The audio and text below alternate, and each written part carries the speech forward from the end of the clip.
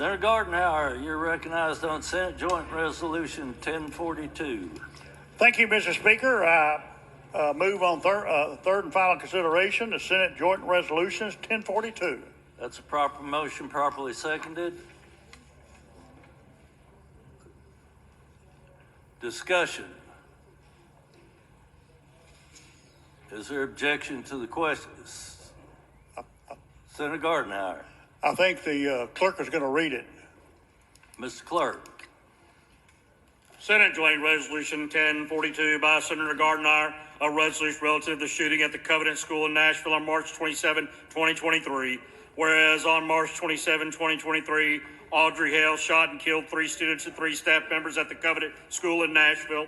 And whereas the Metropolitan Nashville Police Department to date has refused to release pertinent information relative to such shooting to the public, including 1, a full and complete list of any and all members, officers, supervisors previously or currently assigned to the investigation, whether assigned on March 27, 2033 or afterward. 2, any and all reports made to supervising officers by member of the MNPD assigned to participate in the investigation and the date of such report was filed. 3, any and all search warrants that have been requested as a result of any and all investigations of such shooting with the date of each request made and included. 4, any and all search warrants executed and searches conducted as a result of the investigation of such shooting. 5, any and all searches executed as a result of this investigation of such shooting. 6, any and all items seized as a result of the execution of any search warrant by the MNPD and obtained as a result of its investigation. 7, a full and complete list of any and all persons of interest who have been identified during the course of the investigation of the shooting with actual names omitted and numerical identification substituted in order to protect the investigation. And 8, a full and complete list of total number of persons of interest, omitting their names, and the dates of any and all interviews of any person of interest occurring as a result of the investigation of such shooting. 9, any and all records indicating when the investigation of such shooting was concluded. 10, in the event the investigation of such shooting has not been concluded, any and all documents outlining the categories of items that are still being actively investigated.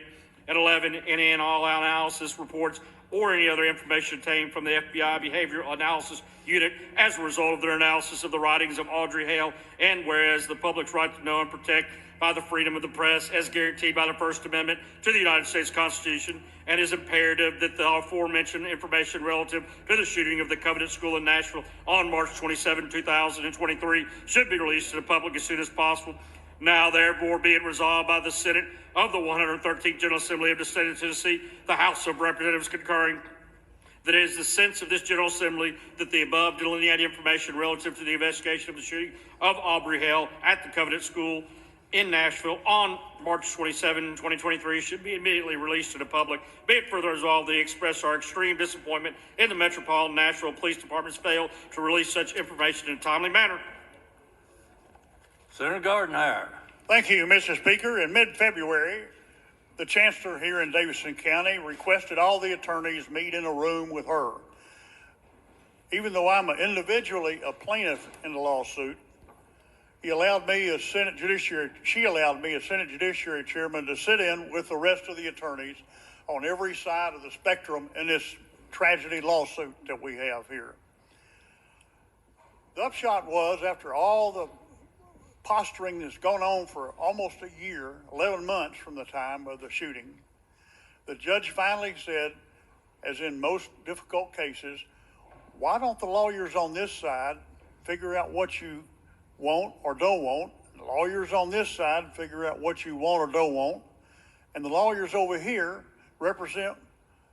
give us a list of what you want, and I'll look at that list and I'll decide what we will show to the public and what we won't show. Now, let me tell you, the only thing I, as a plaintiff, is looking for is the writings of that individual that did the shooting. We want her diary. We want any notes that she's left. We want her medical records to know what she was on or not on, and what psychiatrist or psychologist records, so we can know the frame of mind why that person did what they did. How can we make policy to prevent something like that from happening if we don't know the why? if we don't know what went through somebody's mind, what motivated them to do such a horrible act. Now, Mr. Speaker, this whole situation goes to the heart of our open records law. Now, item number 11, which the clerk read, and I'll read it again. Any and all analysts, reports, and other information obtained from the FBI Behavioral Analyst Unit as a result of the analysis of the writings of Audrey Hale. Mr. Speaker, we have reason to believe that the Metropolitan Nashville Police Department had that last April. And the Metropolitan Police Department have been not being forthcoming about it. And when everybody was agreeing to get together and give a list of what they wanted, up popped the lawyer for the Nashville Metropolitan Police Department and said, "Oh, Your Honor, that's still under investigation. We can't give that information out." There's a Latin phrase for that, and I'll just say the first word, bull. I won't say the last word, but I think anybody in here knows what I'm saying. That's the stalling tactics that police departments across this state always use when they don't want to reveal something. It's under investigation. Well, this individual is dead. What are they going to investigate? They've already said it was a one-person act. Are they going to dig her up, put her on trial, find her guilty? No, this thing is over. The public has a right to know why that individual did what they did, and then we as a legislature can decide how and what resources we need to commit to keep this from happening again. We might not be able to, but we sure can't do it unless we know why somebody did something. With that, Mr. Speaker, I'll be glad to entertain any questions that somebody wants to ask. Senator Campbell. Thank you, Mr. Speaker. So I stand to support my families at Covenant, which is in my district. Last April 27th in 2023, I was at the church reuniting these families with their children. And I don't think I've ever been in such a horrific environment where families were hurting so badly, wondering if their kids were alive.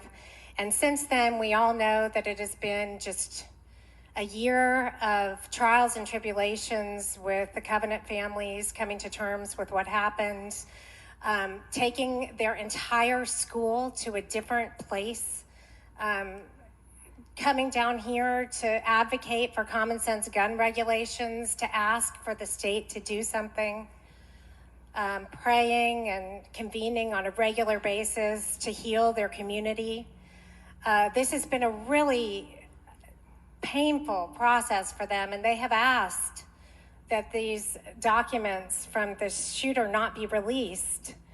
And I proffer that the idiosyncrasies of any individual's intent for a crime this awful will not lead us to any revelations that will enable us to enact legislation that will solve any problems. And I will say, although I know a lot of people in here don't want to hear it, that it doesn't matter what's in your heart or your head. What matters is what's in your hand.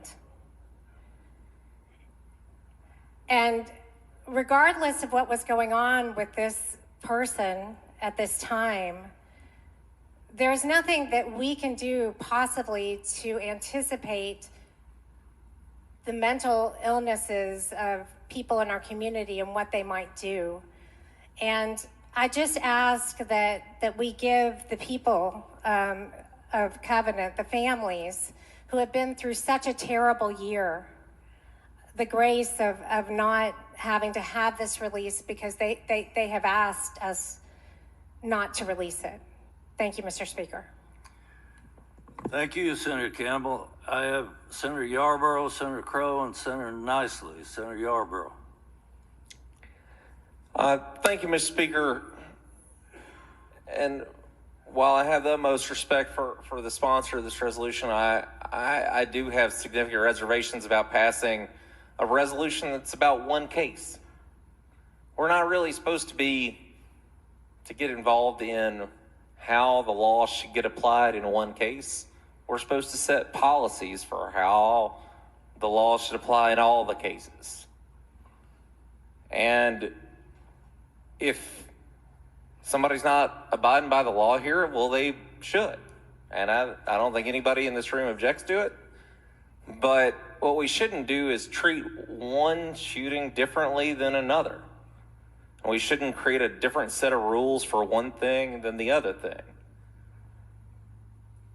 And while I understand especially when there's been as much talk as there has about people's need to want to understand something so difficult to understand, I think we have to really ask ourselves a question as to whether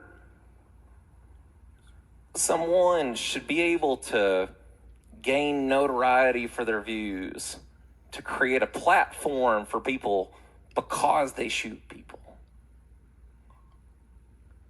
I understand that lots of these manifestos do get posted online before the shooting, but I think that we usually don't want to create more attention for someone who has done something so cruel, so cowardly, and so evil. I don't know why we want to create a place for them to be celebrated amongst like-minded people who would prey on children and innocent people. And I have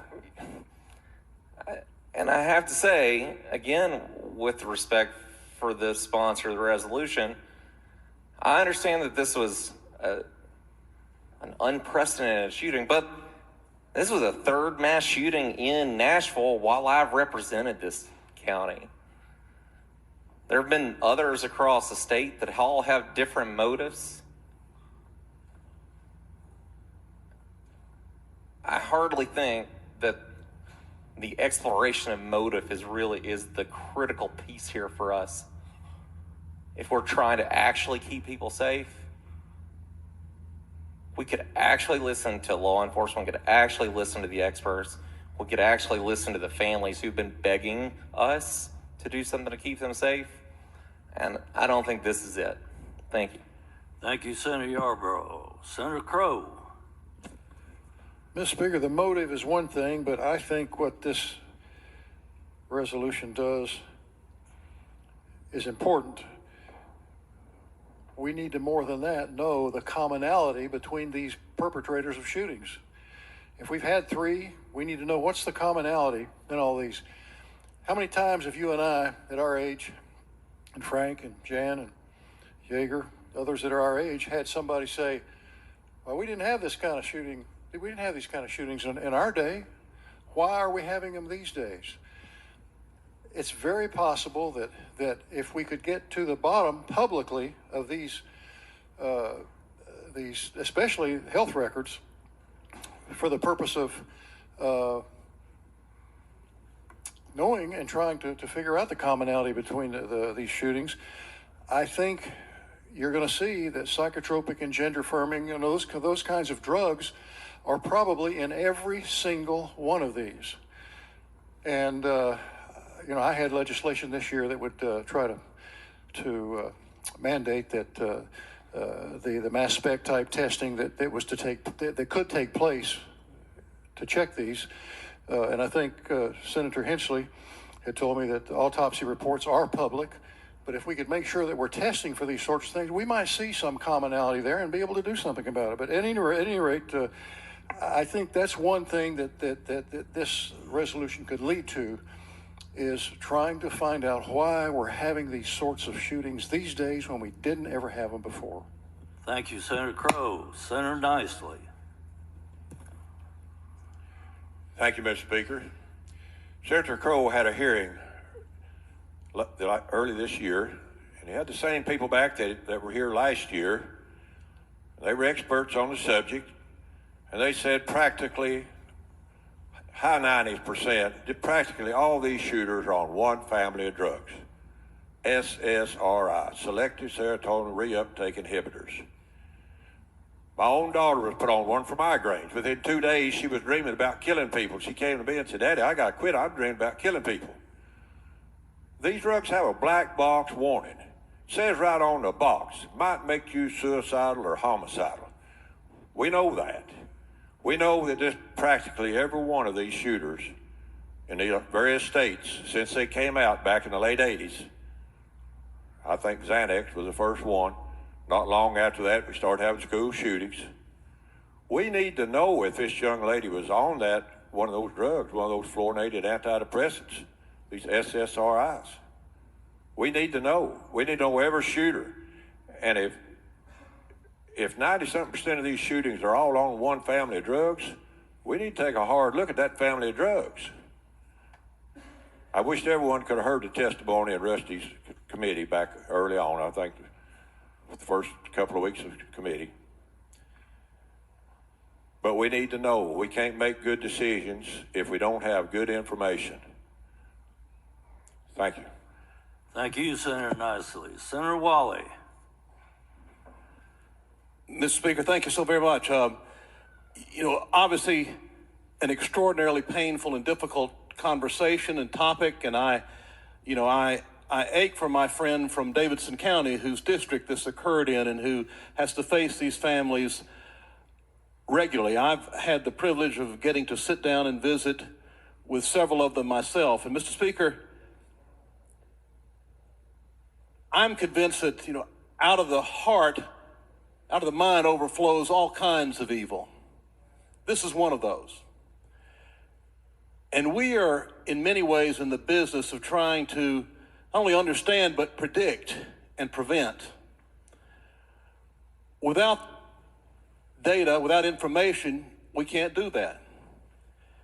Mr. Speaker, as a practicing psychologist myself, I take very seriously the obligation of our duty to warn and to protect. And I don't think we know yet if that was exercised. We don't know. The sponsor of this resolution, I sense, is seeking to find that out for the primary and sole purpose of trying to say, how do we predict and prevent and protect? Mr. Speaker, it seems, while painful, obvious that we have to do this. And if we're having resistance to it, and I know for these families it is just yet one more painful chapter in what may seem like a never-ending saga. But this body wants nothing more than to step up and find what can be done. And I think the further upstream we get with what motivates someone, however they carry out their evil intent, can only serve us and serve our constituency. So, Mr. Speaker, if I'm not cutting anyone else off, I'd just like to say, I believe this is important. I believe this body is being responsible. And with that, I would call for the question. There is a call for the question. I didn't have anybody else on the list except the sponsor. Is there objection to the call for the question? I see none. Without objection, I'll allow Senator Gardenhire to close. Thank you, Mr. Speaker. Let's keep in mind what this resolution really says. It says if a lawyer stands up in court on a tragedy like this and says it's still under investigation, this resolution says prove it. Don't hide behind a saying that this is under investigation. It may not be. All we're asking for is legitimate things that could show us that it's really under investigation or not. Second, this resolution keeps alive our open records. State law specifically says, there's no discussion about it, they have to turn that over if it's requested. I was one of the first people to do a FOIA request, and they have yet to answer it. And it's been over a year, and they had 5 days to do it. They're stonewalling. This resolution says, we, the Senate, want you to quit stonewalling and let that information be public. Thank you, Mr. Speaker. I renew the motion. Thank you, Senator Gardenhauer. We'll be voting on Senate Joint Resolution 1042 on third and final consideration. Those members in favor of Senate Joint Resolution 1042 vote aye when the bell rings. Those opposed to vote no. Let every member cast their vote when the bell rings. Has every member voted? Does any member wish to change their vote? Mr. Clerk, take the vote. Ayes 26, 5 nays. Senate Joint Resolution 1042, having received a constitutional majority, I declare it passed. Without objection, the motion reconsidered is hereby tabled. I believe we're back on number